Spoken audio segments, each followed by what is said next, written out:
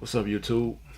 Pretty sure a couple of y'all, well, a few of y'all have, most of y'all have seen my video of the aloe wash by now, a couple of days ago. And the cat Freeform Prophet, man, he left quite a few questions. So I figure if he has them, then other people probably have them too. So I figure, just make a video answering it instead of, because nobody's gonna read the comments, like very few people. So he asked me before I did it, was my hair wet? Before I used the aloe, my hair was wet.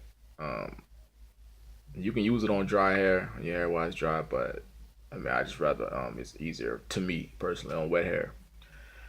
Did I get fibers? White? Did I get small white fibers after using it? Yeah, sometimes when you use the aloe, man, once it dries up, you get these I guess, yeah, well, I guess that's the way you can quantify it as small white fibers, little whatever, as they dry up. So that's which is why I do wash my hair after. I mean, rinse my hair after. And now it might not be immediately after. It might be a few hours after. Sometimes it might be 20, 30 minutes after. But yes, at some point I do rinse my, re-rinse my hair out. Um, what if my crown size fall? And it was more to it, but that was basically how I wrote it down. If the size of my hair just fall down and it just happens, and I mean it's just what it is. How do I feel about styling?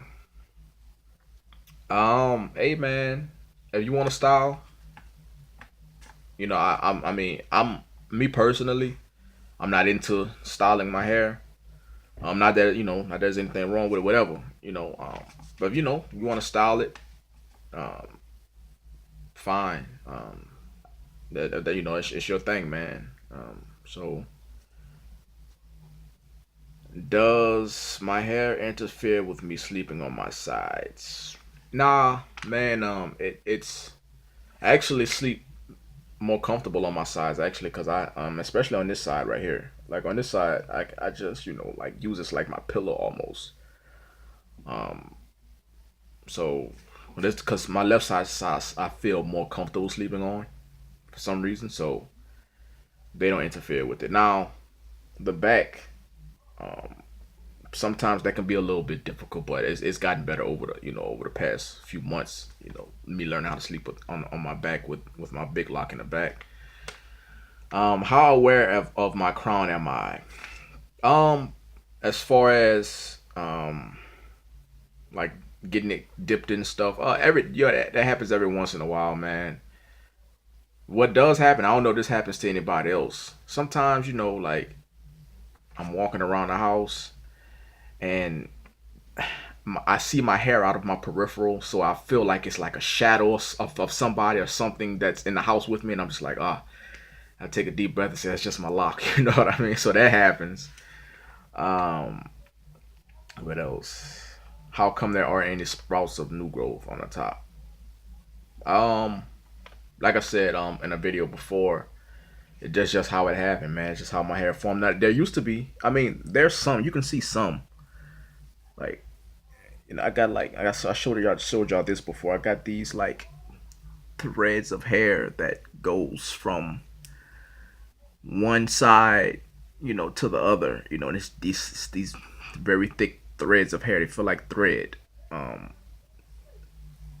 so there's some for some reason, that's just the way my hair is split off. I don't know what caused it. It just happened, So, but I don't know if locks will ever, like form and grow there. Maybe, so I'm still pretty, I guess, pretty early in them, but about 3 years in. So eventually they might, some might grow there. And what else? Do I eliminate hairballs as they form? I do not. I don't even notice that stuff, man. I literally wash my hair and leave it alone. Now I was talking to somebody about that saying, washing your hair and leave it alone. Now, to a lot of people, that's just we don't take it as literal. But when I say wash your hair and leave it alone, that doesn't a lot of people believe that, especially a lot of people who want to start and are new into it, when they hear the term wash it and leave it alone, to them that translates to just, literally wash it and don't do anything to it. However, you still have to check your hair, man. Like, you gotta check your scalp. You know what I mean? Like get intimate with your hair. Like, get intimate with your scalp. Like, open it up, man. Open, like, part it and make sure there's no danger for nothing. You know what I mean? Like, make sure your scalp is good. Like, yes, wash it and leave it alone. Meaning, you don't need any manipulation to form your hair. If that's what you're going for, you don't need any manipulation. You don't need to do a bunch of stuff. You can't, and I always tell people like this: you can't expect what you don't inspect. Meaning, I can't expect something to be right or healthy or whatever if I don't, if I myself don't, like, actually go look at it and see for myself if it is right, or not. So, check and see for, if you got any lint or anything, man, that's caught up in your hair, man, or, dry scalp, all of that stuff. Like, a lot of people don't really do that, and they just go out and, because a lot of times when you're in your house and you're looking at stuff, a lot of times the lighting isn't as good. Now, if you step outside and look at your hair, then that's like, you'll see a lot more stuff, because the lighting, like, things stand out when you walk outside. Like, things, it's kind of like wearing a black shirt. Like, when you're inside, you don't see it, but go outside, man, and there's all the lint in the world. You like, yo, where does this lint come from? You just gotta, sometimes you gotta really, really look at stuff, like, because a lot of times people don't want to know, or they don't want to see what's, if something is wrong with their hair, because they don't want to deal with it. You know what I mean? So, um, I say that, man. So, but hopefully I answered those questions for you, and I also answered them for other people as well. Peace.